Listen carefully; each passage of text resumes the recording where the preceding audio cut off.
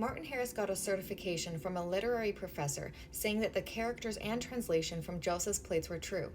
Or did he? First, let's talk about the story of Martin Harris, and then we'll get back to the sealed book in 2 Kings 22.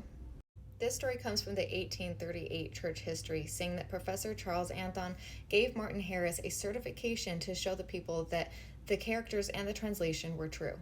However, when Martin told the professor that he couldn't bring him the plates and that parts of them were sealed, the professor took the certification back and ripped it into shreds. Professor Anthon said, "I cannot read a sealed book." Then Martin says he took it to a second professor, Samuel Mitchell, who also agreed that the translation and characters were true, but this time he didn't get an actual certification.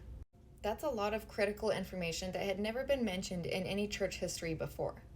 In fact, it really contradicts the 1832 version, which said that Martin took the characters written on paper to this learned professor who said, "I can't read these characters, but if you would bring the plates, then I could read them."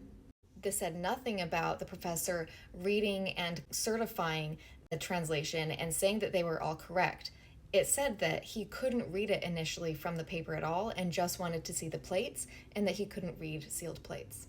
Now, going back to the 1838 version, right down here there's a note, number 33, and it's too small to get a screenshot to put on screen, but I'm going to read it from my desktop. The origin of the Harris account quoted here is unknown. In none of the earlier accounts of this episode was there an indication that Harris took a copy of Joseph's translation of the characters to Anthon or Mitchell. Journalist James Gordon Bennett produced the earliest known written account of what Harris said about his trip to New York.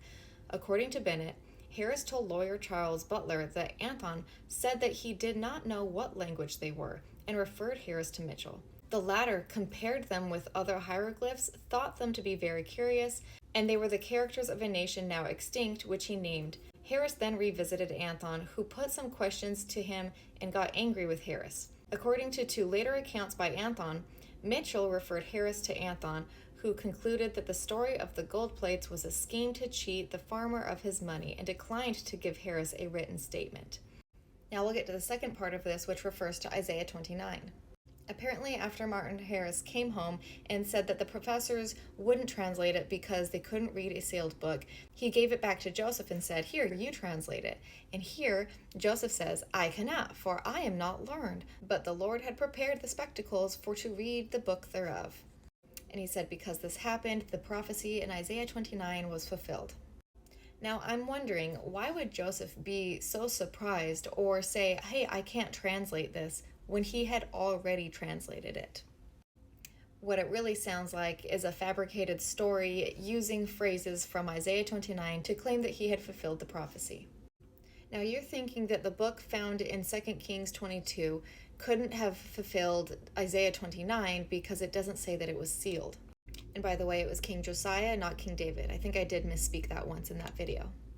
Now, of course, there's lots of different materials that ancient texts were written on, but here are some examples of what it looks like to seal a book. And if we're talking about the book found in the temple around 600 BC that initiated King Josiah's reform, that was the ancient manuscript of Deuteronomy. That means that it was written on what they had 900 years ago, which would have been a papyri or a scroll. So although there's speculation that people might have written on metal plates around 600 to 700 BC, the book found in the temple had been there for 900 years, and the seal on a scroll is easily removed. The seal is just there to wrap it up and keep it together and keep it safe for travel or storage. So there's no wonder the priests wouldn't have mentioned if this book or scroll was sealed or not, because it didn't matter. This was just a basic thing that they were used to taking off to be able to read the scroll.